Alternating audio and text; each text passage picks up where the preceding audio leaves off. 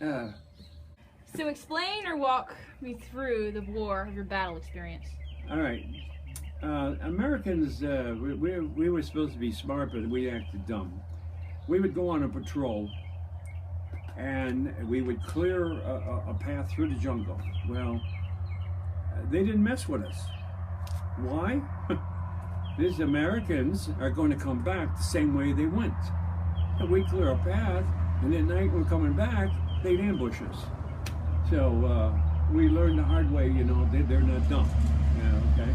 The other is they had what they call bamboo traps.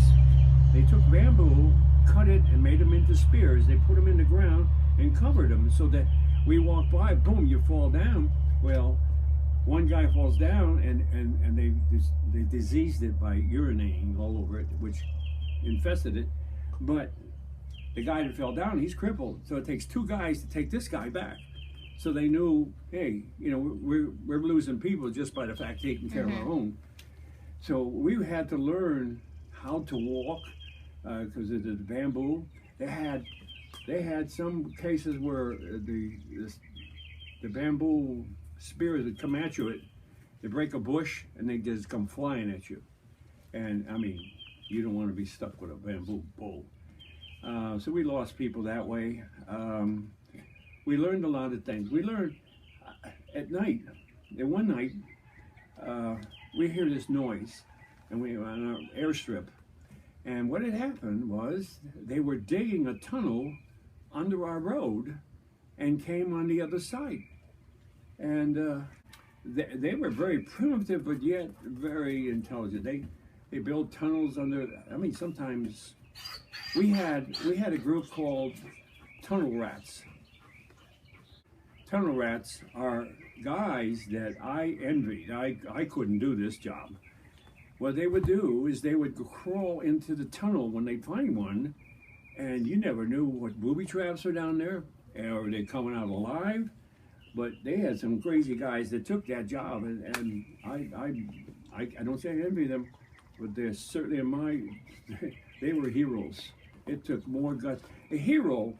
A lot of people says, well, weren't you scared when you went in there? No, I wasn't scared. That ain't a hero. The guy's a hero. The guy is scared and goes in there.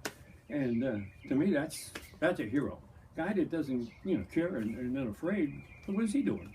It's the guy that followed his orders, and that's another thing about the Marine. It's a buddy system. You relied on your buddy, and he relied on you, and you took care of each other, and that's how you survived. Who was your buddy? He's dead. What was his name? Oh, there was a couple of them. One was John Hopkins. One was called Buddha. In fact, he and I joined the Marine Corps together. I lost a buddy that fought in the soldiers of Fort and with what's his name, Castro. But anyways, the Vietnam was not fun. It was scary, and you go in the jungle, you couldn't see in front of you. Everything, it was thick and sharp. The leaves, everything was. It was very primitive, thick. I mean, we couldn't.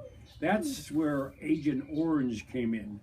There was a chemical that they used, which I caught, which caused me to have prostate cancer. They relate that too, but they were trying to kill the foliage, and so they go down and spray it with planes and all that, and all it was doing was getting on the troops and all that. And I found out later it was there was a chemical that was very lethal to humans. Mm-hmm. So after all that you experienced, what were your after effects? Like, how are you? Well, in fact, you can attest to this. To this day, if I'm just looking at something and somebody says boo or drops a bomb, I jump out. You had a reaction to react fast, and I'm the slightest noise. And if you see me, I jump. It's I think a post syndrome, something they call it nowadays, but I know it's being alert, I guess. The slightest noise, you had to be fast. You couldn't say, "Oh, who's there?" It's too late. You're dead. You just had to react fast, and you had to be right. You know, I never killed any of my own people. You just had. That's the only bad part of this whole thing that I think is that I'm a nervous wreck at times. Because the slightest any noise, I jump. But that's it. So during the war, you say that you weren't scared. Was there any moment? Oh, I didn't say I wasn't scared. Oh, I was scared every time I went on patrol. I mean, because you could not even see in front of you, and you had to go. You had to go through. You weren't only just scared of men. You know, these snakes. I mean, they had a lot of bad snakes in there, and you were crawling on the ground, and you. I mean, we had a lot of people bit by snakes. Scared, yes, because you could not see where you were going, and you knew the enemy had all this primitive way of getting rid of you. Yeah, I was scared, but you don't really think about that. That's one thing about it. You had your buddy here, and you knew you had to go take that hill. And the one thing about the Marine Corps, and I'm not telling you the Army, the Marine Corps just told you that's your objective, that hill. They didn't tell you to do it. You and your buddy decide how you're going to do it. And you went and did it. Scared? You don't think about it while you're doing it. But afterwards you say, wow, I got through this. And then next day you're going back. Yeah, you're not anxious, but you follow orders. You don't think about not doing it. Yeah. Yeah. And you try not to think about not coming back. You always are strong and think you're coming back. I think that helped me to not make mistakes. I'm coming back, and yeah. But being scared, yeah, I was scared. I hate to ask you this, but what was the saddest memory? I had several, but I'll tell you one. We were given blood, and we've been hit. When I say we've been hit, some mortars came in, and so I was giving blood to this one person that was laying next to me, which I wasn't paying attention to. Anyways, I heard him say, hurry, bandage me up. I want to get back with my buddies. I looked over, and all was there was like 2 pieces of ham. You know what a ham looks like. They had been blown off. I'm going to blood to this. I threw up, and he wants to go back to his buddies. That was terrible.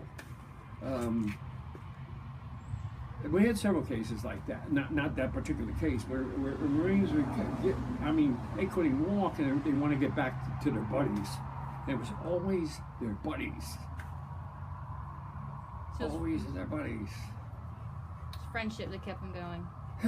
Well, you relied on each other. Your life, you know. You knew he wasn't going to leave you. Okay, that was tough. This is a little on the comical side. I remember I had to go to the dentist, and he was going to do a root canal. And he says, no, it wasn't a root canal. It was a regular pulled tooth or something. And he says, look, we're kind of short on morphine and deadening because of what's going on here. Yeah. And he says, we can give it to you if you want it, or well, I'm sitting there thinking, I'm not shot with a bullet, so I can't say, give me the shot. So I said, okay, go. So I had my teeth fixed, fooled around with drilling and all that without anything. And then one day I'm in there, and he's doing a root canal, and he's half through, and I'm almost to the floor, and trying to get away from this drill and all this. And he said, by the way, he said, didn't I give you a shot? I said, no. So I had a root canal with nothing for half of it. That was the comical side. Oh, that must have been painful. It was. Very I'm painful. sliding to the floor. And then he finally said, didn't I give you a shot? No, sir, you didn't. But anyways, that's it. That's it.